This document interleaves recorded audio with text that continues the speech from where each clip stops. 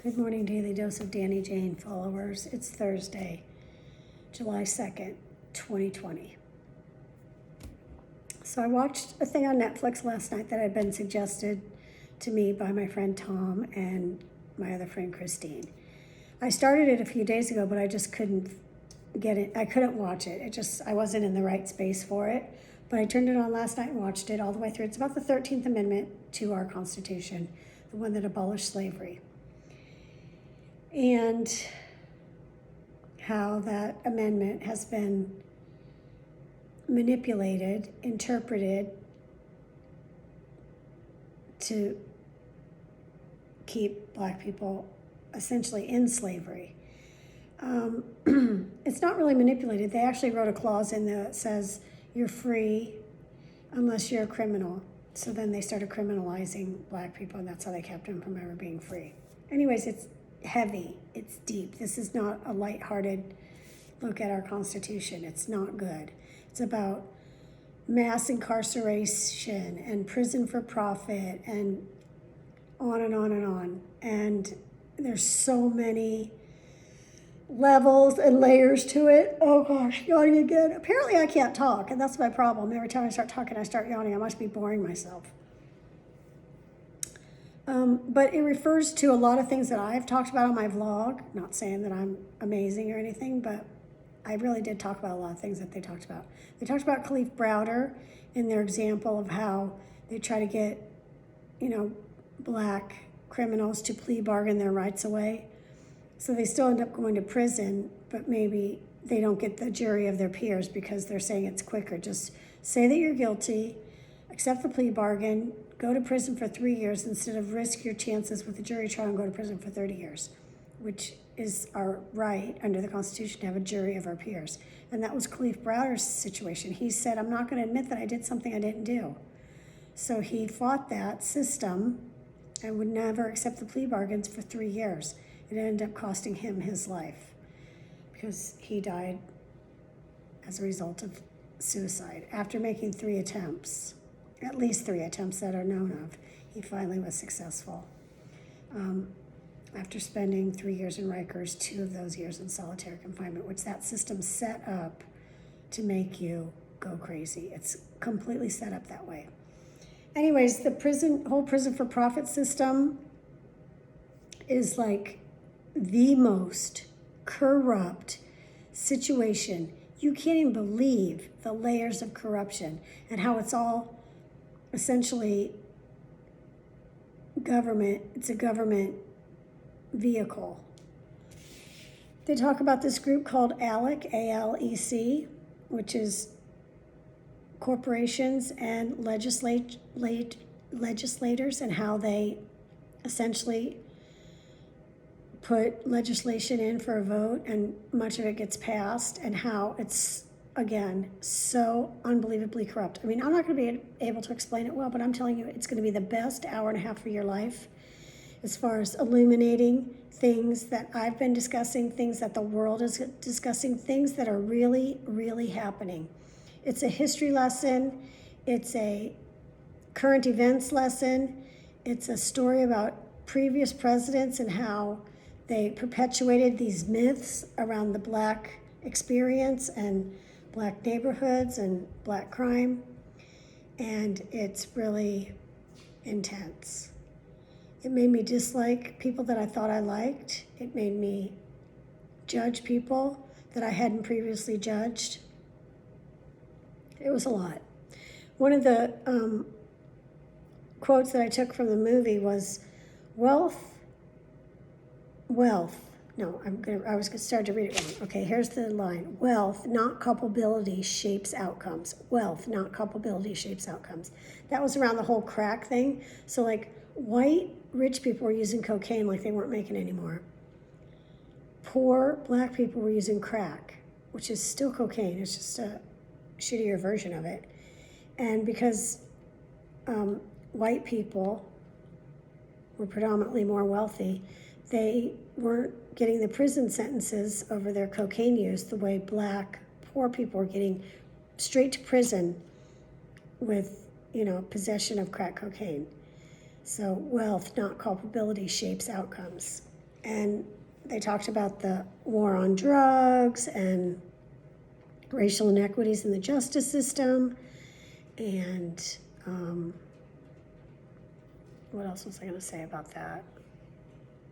Something, but it flew out of my head because apparently I can't hold on to thoughts either. Okay, so quick side note about yesterday, I went and had the nuclear testing for my heart. And it's the nuclear stress test.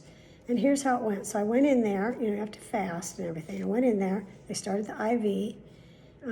Vince, the guy that works there, it's right in my doctor's office. I didn't have to go to lab or anything. So I have crappy veins. He's like, where do they get your blood draws? I was like, the last time they got it on my pinky. He's like, I'm going to try a few places. Tried 4 places. Finally came up with my hand. He got it right here in my hand. Well, like my wrist, actually. Got the IV in. So then what they do is they inject you with this nuclear substance, and you sit for 30 minutes and wait for it to get into your system. And while I sat there waiting for it, I listened to my book, and then he calls me in, I go into the machine, lay down, and it takes pictures of my heart for like 10 to 15 minutes. While they do it, you have to have your arms over your head, like straight back and back, which my arms don't do that. They don't like to do that on a normal day. Now they really don't like to, because my left shoulder's got some issues. So that was a really hard position to be in. But I muscled through it, did some praying, different things to pass the time. So you get out of that machine, then you go into this other room, and you sit down. This lady comes in and she says, I'm gonna hook you up with the EKG, and I'm gonna take your blood pressure, and we're gonna start the stress test, which is, they inject you with some sort of chemical that mimics exercise. So it dilates all of your vessels and like gets you going like you're exercising. Instead of the treadmill, which is right in front of me. But, because I had this burst cyst in my leg, he didn't want me walking on the treadmill or, God forbid, running on the treadmill. So she gets me set up. She takes my blood pressure. She calls Vince back in. He puts the medicine in. And they say, tell us what you're feeling, because there are some side effects. They don't tell you what the side effects are. It's like a mystery. So I'm sitting there, and all of a sudden I was like, oh, fuck. I'm going to pass out. Like you get flush, and your heart starts beating fast. So you're trying to regulate your breathing. You feel like you have to breathe really heavy, but of course you got a mask on. So you really have to concentrate. Oxygen, carbon dioxide out. The mask does not inhibit the flow of those two things. People in the medical field wear them all day long. They're fine, you're fine, everyone's fine. I had my inhaler with me, but I didn't use it. So not only did I feel lightheaded, which they said, that's normal, I also started feeling nauseous. I said, I think I'm gonna vomit. So they gave me one of those little vomit things. And they're like, this only lasts for 4 minutes. So can you do 2 more minutes? What choice do I have? Of course I can. Well, she's taking my blood pressure, I got through it. I didn't pass out. I didn't vomit, even though both of those things were real options. And then Vince came back in and put more of the nuclear stuff in, told me to wait. While I was waiting, I had like a 20, 25-minute break. They said I could eat my snack. So I had my granola bar. And then, Then they put me back in the machine for 10 more minutes of pictures. This time he said my arms needed to be farther back and flatter. And I was like, do you look at the body here we're dealing with? Those 2 things do not happen with my shoulders, but I did my best. And it was painful. And I was like, okay, praying my butt off. Just going over my prayers, trying to get myself through it. Got out, and of course my doctor's right there. It's in his office. So Vince is like, you're done. Let's take the IV out. We're gonna have the doctor review your films. So they sit me down in front of a computer as I wait for Dr. Dar to finish with his last patient. And I'm looking at my results. Like, it's a computer screen, and it's like from 20, maybe 30. 20 to like 38 was the last.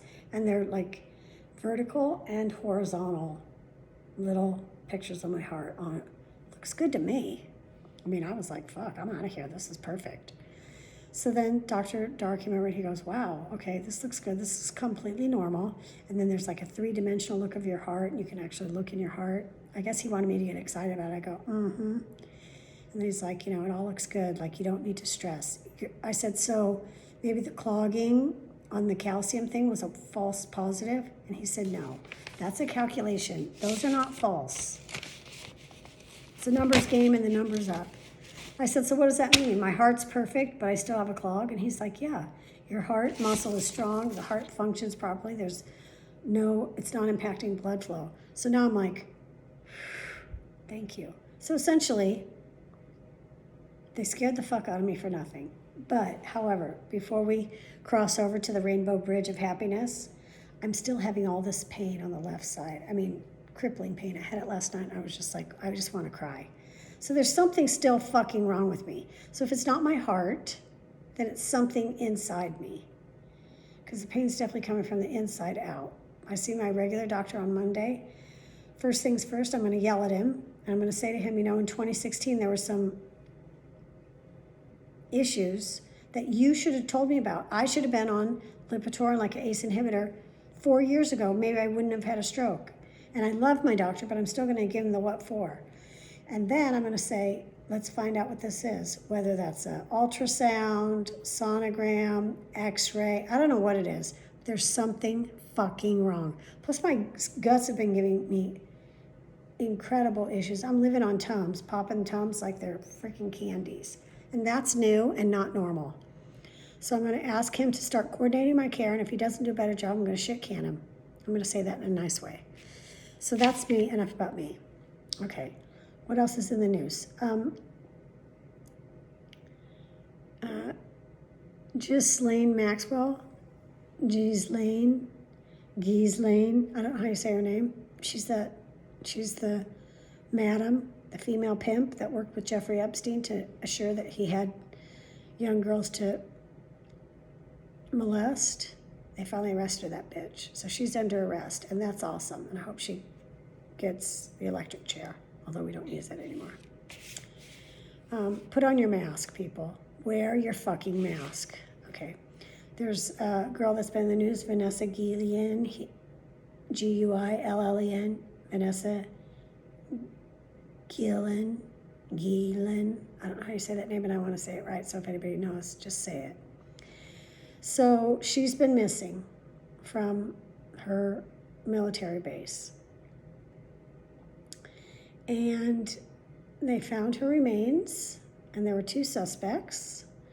One of the suspects has since died from suicide, killed himself, and the other suspect has been arrested. So her family deserves to know what happened to her, and hopefully they get to the bottom of this. It was like, she was like there, and then poof, she was gone, and there was no sign of her, and the family was in an uproar and trying to get people to look for her, and they discovered her remains not far from the military base. So that's how that went down, and it's horrible.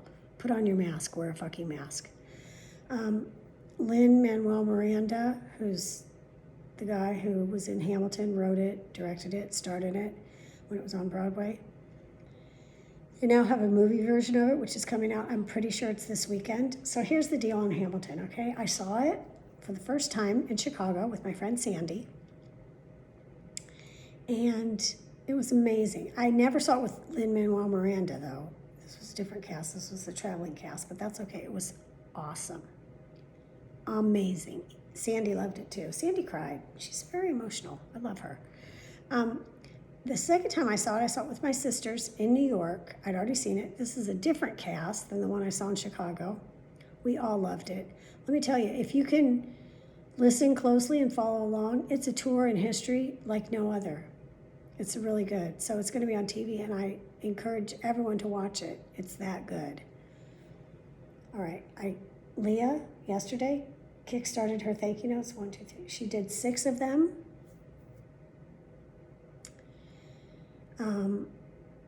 She has the stack in her room, and I said, let's just bust these out. Come on, let's go. I talked about it like weeks ago that she was going to get started, and we both kind of fell down on the job, but she's back on the job now, so that's good. Again, wear a mask. Put your fucking mask on. I'm sorry, what? Yeah, wear a goddamn mask. Okay, I've written some more Congratulations graduate cards and sent little gifts out. So I'm still getting announcements, which is great.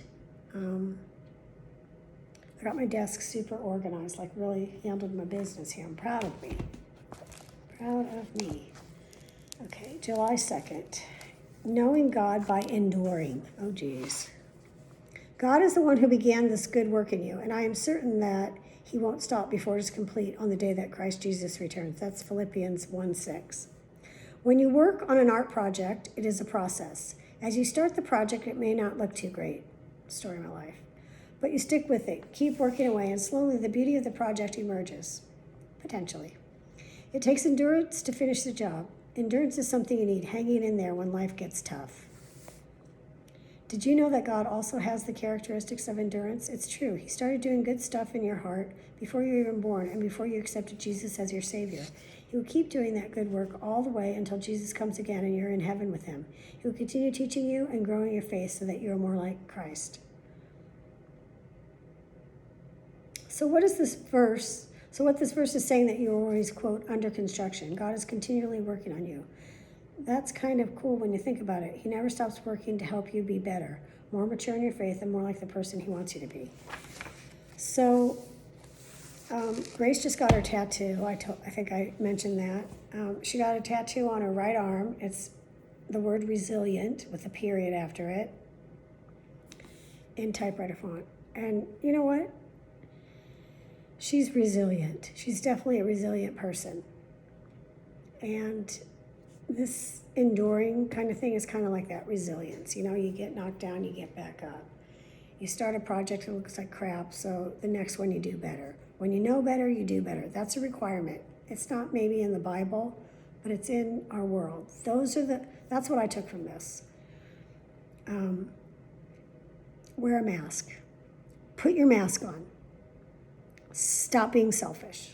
This doesn't have anything to do with that. This is just some words of wisdom from Danny Stockham. Okay, so what else? Where are we now? Oh, Grace. No, not Grace. Leah got her list. I remember when Grace got this of what to bring to college. So here's some of the things that I did not send with Grace that they're asking Leah to bring. Okay. Woe is me. Up until 12:30, in pain, really uncomfortable. Finally went to bed at 12:30. Woke up at 5 to get my marching orders from my husband that the painter was going to be here at 8, and I needed to be awake. He was going water skiing. It was my job to wake up, talk to the painter, show him all the spaces that it needed painting, talk to him about protecting our blinds, on and on. I was like, I got you, man. I got you. He's like, honey, you can't sleep in today. You've got to get up. You've got to be ready. Okay, got it. So he left it. He woke me up at 5 to tell me that. He left at 6:30. He kissed me. I remember that. I set my alarm for 7:45. Got up. Got up.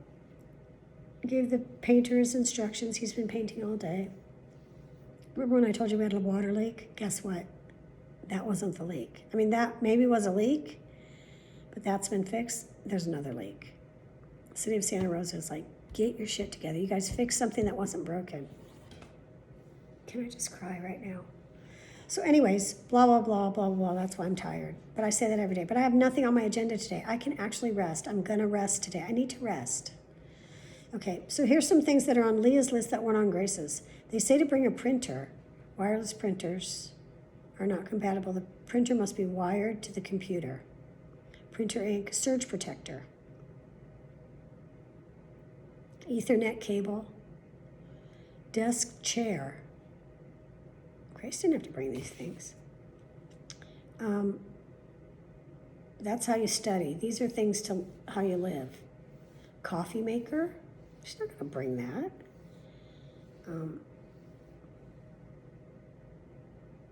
Everything else Grace had. Then for washing, shower shoes, because her bathroom's a community bathroom at the end of the hall.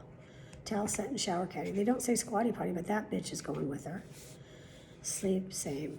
Optional. Some optional things. TV. She's not gonna have a TV in her room. Kids don't watch TV. But I guess you need TV if you're gonna do a gaming system. Then you'll need the coaxial cable, the HDMI cable. Vacuum. Bring your own vacuum. You can also check one out at the front desk. Wow. Closet, curtain, and rod. Depending on the dorm, your closet might not have a closet door. A rice cooker, a crock pot, a can opener, a bike with a lock, flashlight, filtered water pitcher, air purifier. First aid kit, thank you, Susan. She doesn't need one of those because you sent her the best one that's ever been on the planet. A toolkit, laundry detergent, cleaning supplies, extension cord, storage containers, blue painter's tape, removable adhesive hooks, a fan, reusable shopping bags, reusable plate, bowl, cup, and silverware. This is a lot. They're asking a lot. What not to bring? Let's go with this.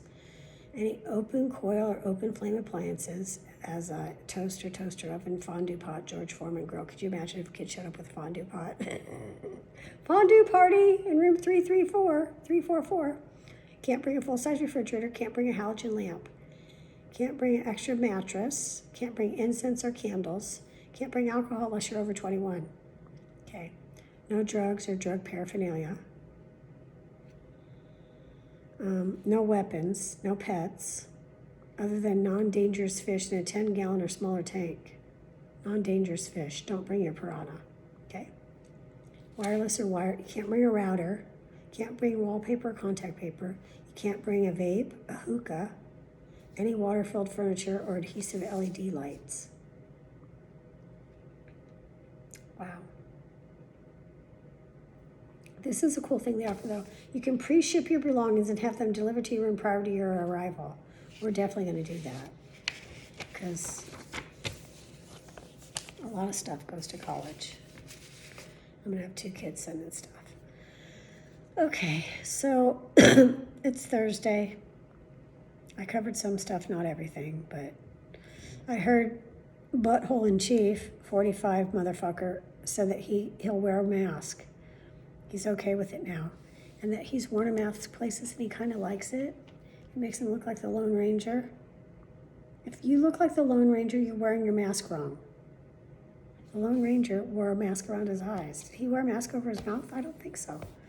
That's just classic 45 dipshit. He's just so stupid. I just want to know how people listen to him. Like, what is that like for you? When he's talking, do you actually say things like, good idea? Oh, yeah. I mean, he's dumb as dumb. He can't even put sentences together. It's like a word salad that's been mixed up in a blender. It's just a bunch of nonsensical words and phrases strung together. It doesn't even make sense. It's so painful to listen to someone that stupid and then know that he's in charge of shit. Okay, I'm gonna go. My stomach hurts. I need some more Tums. All right, we're having dinner tonight and it's all vegan, 100% vegan meal. I'm excited to try it. It's gonna be good. I'm gonna change my life the old-fashioned way through diet and exercise.